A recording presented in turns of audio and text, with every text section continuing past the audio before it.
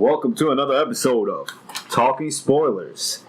Today, we're talking about The Big Sick. The Big Sick. Very popular right now. I was really surprised by it. Everybody likes it. Who's seen it? I liked it. John Wong liked it. It's got pretty good reviews, right? It's 98% positive. 98%. Shit. Is it produced by Judd Apatow and... Oh, that's a 40-year-old virgin. That's Seth Rogen's boy, right? Yeah. There you go. But no, I was... What else? Was it Superbad as well? He produced it as well. All right. Yeah. All right. But no, I was surprised by this movie. Definitely wasn't expecting it to be as great as it was. I thoroughly enjoyed it.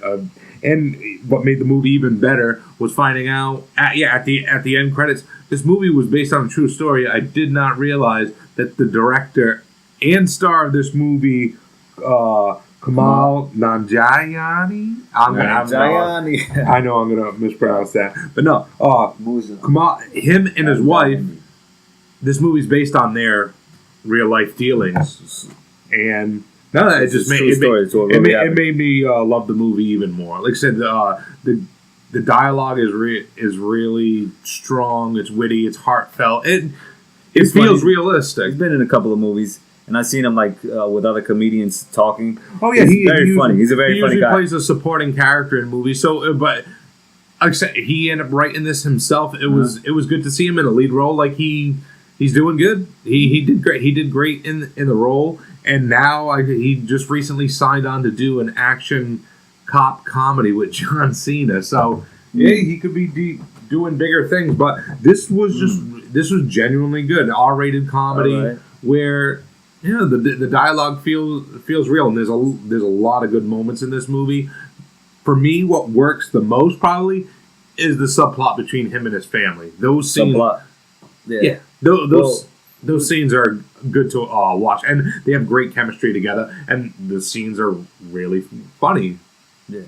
So if you don't know by now, this is Talking Spoilers. So we're gonna break down the plot, the characters. We're gonna go in. So just so you know, there will be spoilers from this point on. If you don't know who Kumail is, he's a comedian of Pakistani descent. He's Muslim, and he's a comedian in Chicago. Right? That's where he is. They're in Chicago. That's where it's set. That's where it's set. Set in Chicago, and he also has this thing where he goes. It's a one-man show where he explains his Pakistani background. So he has this one-man show gig, or one-man show performance that he gives every week or something like that. And obviously they're Muslim immigrants, his father and his mother. And they're still stuck into the ways of where they were brought up, where they're from. And they want their customs, their culture. They still bring marriage. Yeah, so they have a system where they set them up. Like they patrol them with some lady, or they don't really patrol them. They give them like an option, so he has an option to pick what type of. They try to set him up with, and those scenes are funny, and I like the chemistry between him and his brother, and the father, the mother. It all works. It really is like a blast to see. And then you got beautiful women though. Those almost like the woman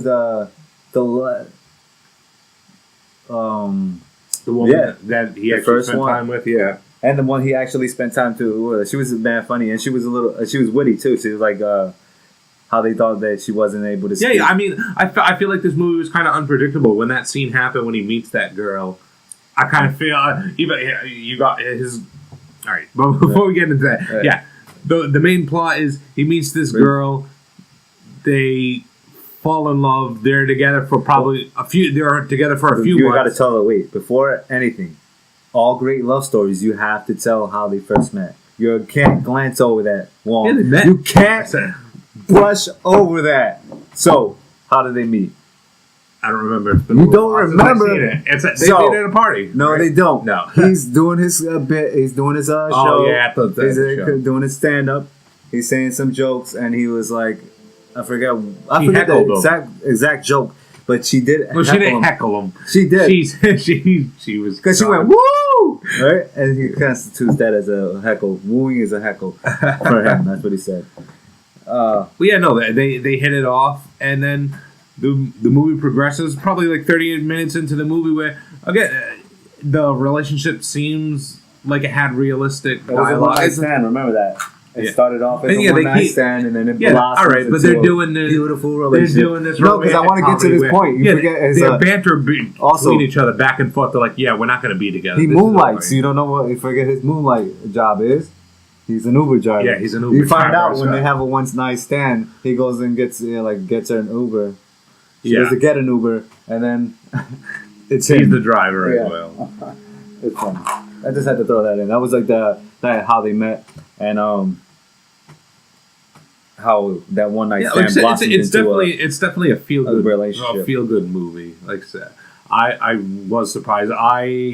This movie definitely should be nominated for an Oscar and Golden Globes. Like I have a feeling like this could definitely win awards. I was really surprised by it. I tried to avoid it. I waited for DVD, but yeah, this was an Amazon Studios production too. And good for Amazon. They're putting out great content right now too, giving Netflix a run for their money as well. But yeah, I was really, really surprised at how well it was. They keep going. And I was just gonna say, once this relationship, you're cheering for them, you're rooting for them. All of a sudden, they break up because she finds out that he has a box with pictures. No, that's not what they broke. They broke up for a lot of reasons. It's like, well, he's not sure if he wants to marry her. He doesn't see a future with her. Yeah. Also, he hasn't told his family about her, and also he has his box. It's a dilemma. Females. So it's pretty bad. Well, pretty bad. He's like, oh shit, that's three things right there. Yeah, his girl wants to meet the family, and his family again, because they're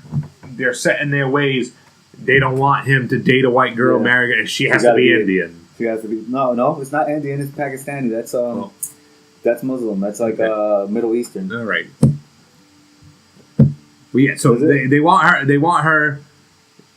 They want him to marry a woman, and so he's a little bit of afraid of that. So there's some pushback in the relationship where she's like, you're keeping me a secret. She's like, she don't want to be with him. Yeah, so she ends the relationship, dumps him.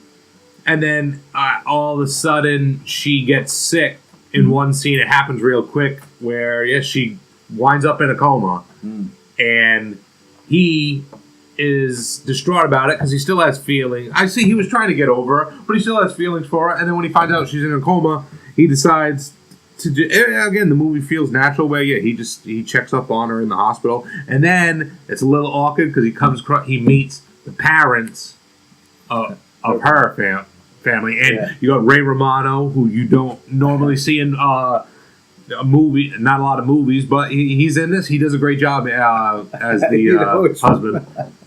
A lot of funny lines in the movie. Yeah, I just remember this as like a side note. When they talk about 9/11? No, not that one. Not that one. It's Ray Romano, because you said he's not in a lot of movies. But I remember it's the movie called what's the one with Seth Rogen and Adam Sandler? He's a comedian. Oh, Funny People? Funny People. He's in that movie, and Eminem's in that movie, and he's like, yo, who's that guy staring at me? It's Ray Romano. He wants like all that. And in front of you brought that up. I was just rating. Ray Romano got this role because of the small cameo that he had in Funny People. Judd Apatow loved everybody loved Raymond. When they wrote this movie, he ended up giving him a call thinking he was going to be perfect for this role, and he took it. And then you have actress Holly Hunter, who does a real good job portraying the mother of Emily. And they she goes into a coma, right, because she has an infection in her lungs. He finds out that and that's where he meets their parent. But no, she goes into a coma though because of an abnormal thing that she has with her body. Yeah, because he's already feeling, he's like, the parents are like, oh, we'll take over, but he still feels like he wants to stay there anyways. As awkward as it's going to be, because the parents know that they've recently broken up too, so the mother is all uppity, and what they don't, the parents don't get along to begin with, and that doesn't get revealed till at the end of the movie. But so he gets to know the family, her side of the family, which is funny. My favorite joke in the movie is the one that when they're in the cafeteria Yeah. and they go, so what about 9/11? Yeah, what do you think about What do 9/11? you think about 9/11? He's like, well, Tragic. It's tragic. We lost some of our best guys. I was like, yeah, funny. I seen him do like a joke like that before. That's why it's funny. Yeah. He said, he does jokes like that. It's hilarious. So we're forgetting to mention some of the characters. These are, his friends. Yeah, I was gonna say on top of that, like I said, it's just enjoyable to watch from beginning to end. You have the family dynamic, and then you have the side characters because he's a comedian. He has friends. Yeah, Bo's hilarious in this movie. Has a couple of great one-liners in the movie. What's the lady? Let me check up the cast real quick because she's from Saturday Night Live, right? If I'm not mistaken. His female friend in that movie, the female comedian. If I remember correctly, I believe so. I know. Let me check her name. I'm finding it real quick. I don't want to say that the big girl in the movie. What's her name? The big girl from SNL. All right, but whatever. Let's. Yeah, she is on Saturday Night Live. Yeah. Yeah. What's her name in the? 80 Bryant in real life.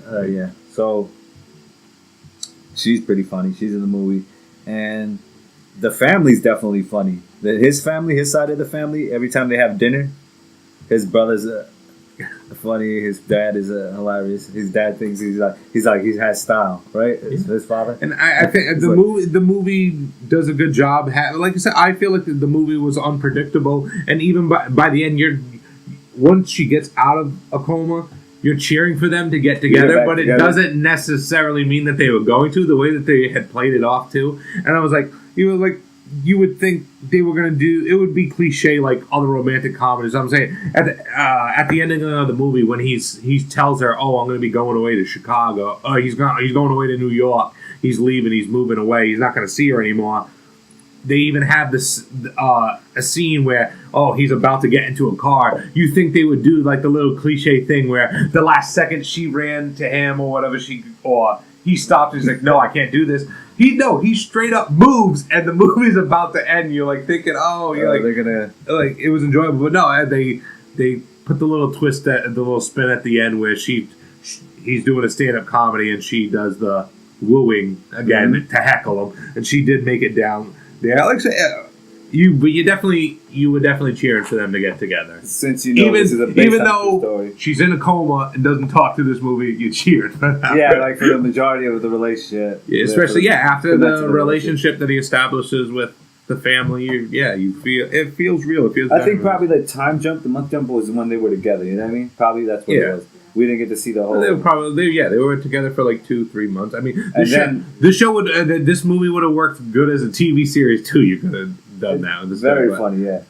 I liked it. They were interesting characters, and it's really greatly written, and it's by Kumail. And his way again, that's big thumbs up for me. On a scale 1 to 10, I'm gonna give it a 9. It was great. I want to say it's got to win. It's gonna probably be nominated to Golden Globes for Best Comedy. I think it gets it. Oscars, at least get a writing nomination. Best screenplay, best adapted. Yeah. So go see it. Well, what are you giving it? Since the movie had me in my feelings for like an hour afterwards, I was like, you know what I mean? I need to find my own Emily. And then, scale to 1 to 10. I give it a 9 as well. But it's definitely a good movie. It's like I don't see any flaws in it. I don't see you definitely sit down and watch it's a great time. It's definitely worth a watch. It's Big funny, Sick. Everyone should watch it. Support it. I love comedy and I love Pakistanis and I love Allah.